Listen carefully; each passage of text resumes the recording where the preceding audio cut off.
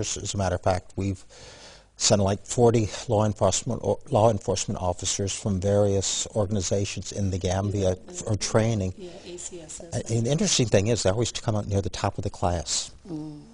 Okay, and somebody just sent this text message. Now, he wants to know if all ambassadors are agents. No. Like, do you work directly with the FBI or the CIA?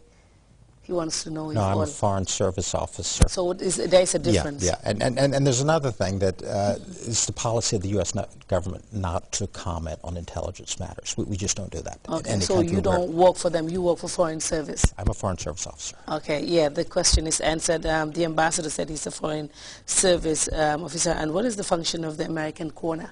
Somebody wants to know, because you have somewhere the, I think it's at the... We've got two of them now. We've got two American corners. Yeah, there's one at the Comium building. It is for people to come and learn more about America, to learn a lot about studying in America. There's a lot of interest in studying in America. We have our CCC club, our competitive college clubs. We have one here.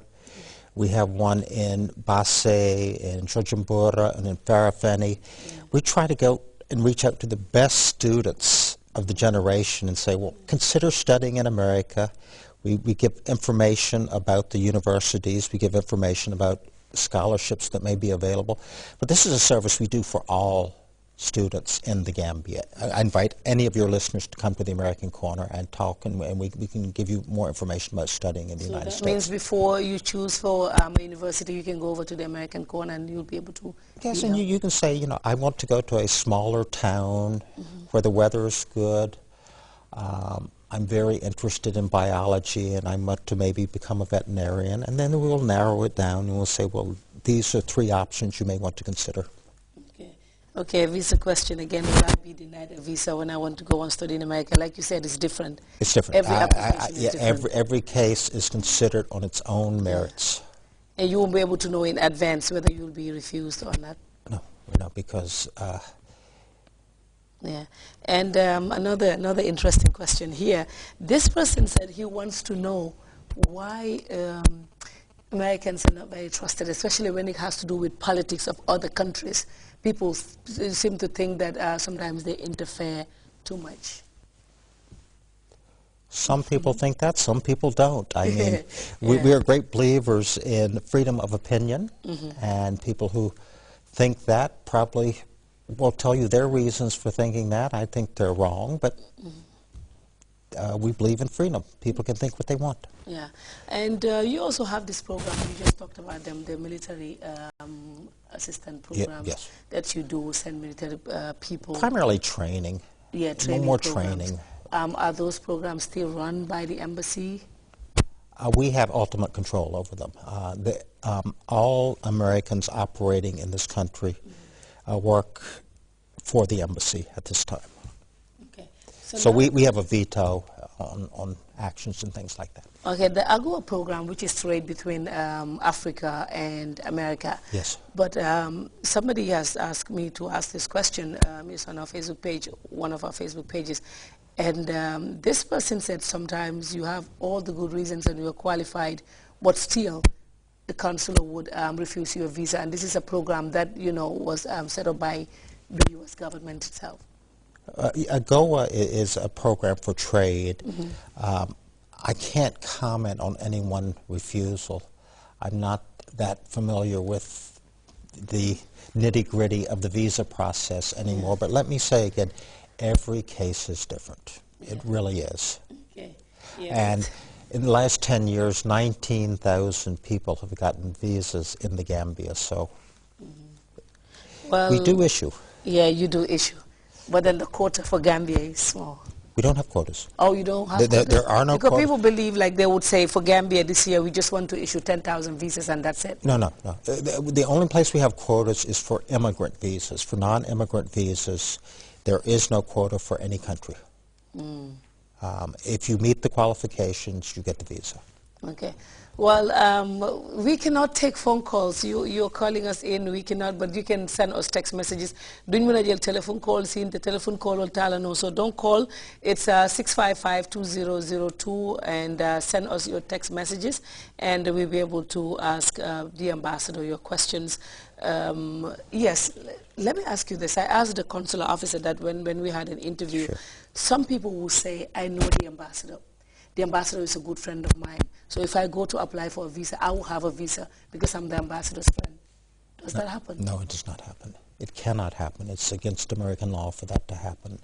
Every individual is judged on the particulars of their case.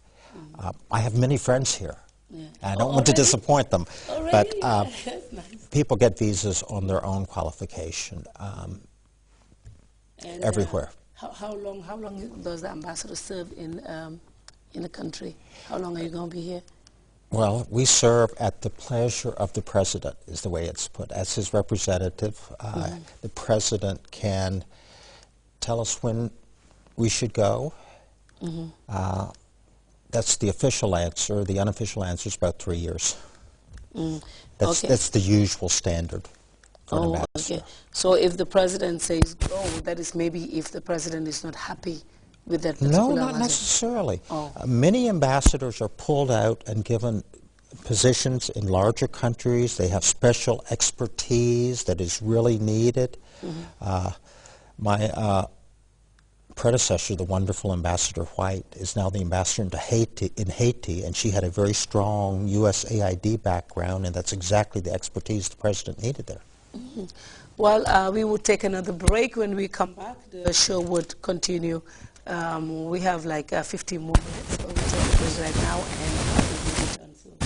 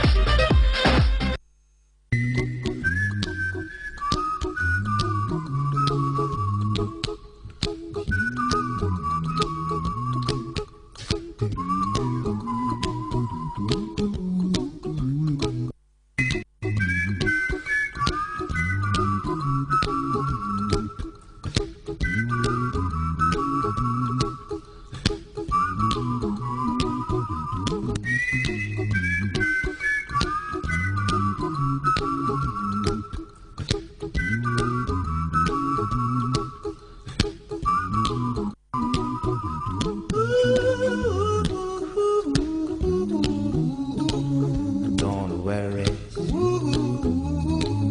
be happy. Welcome to the Fatu Show. If you're joining us, I am here talking to the Ambassador of the United States of America in the Gambia. And send us your questions. Please don't send us any more visa questions. My inbox is like, it's full. Please, let's ask the ambassador other questions, and we will try to have Andy back on the show. I don't know, is he still at the Andy's still embassy? here, yes. Oh, I thought he left. No, he'll be here another year. You know, I worked at the embassy before, but since I left in 2008, Yes. I've never even been there. And then you have people keep changing. Right? The American officers are usually here for 2 years. The continuity comes from the Gambian employees, and we have some of the most wonderful Gambian employees in the entire country, I think. A lot of expertise there, a lot of hard work. Also, the 2 years for the other staff, and the ambassador, it depends. Exactly. Because the ambassador I worked with, I think he stayed for like 3 years. Yes, that's standard. That's Sometimes pretty standard. 4 years?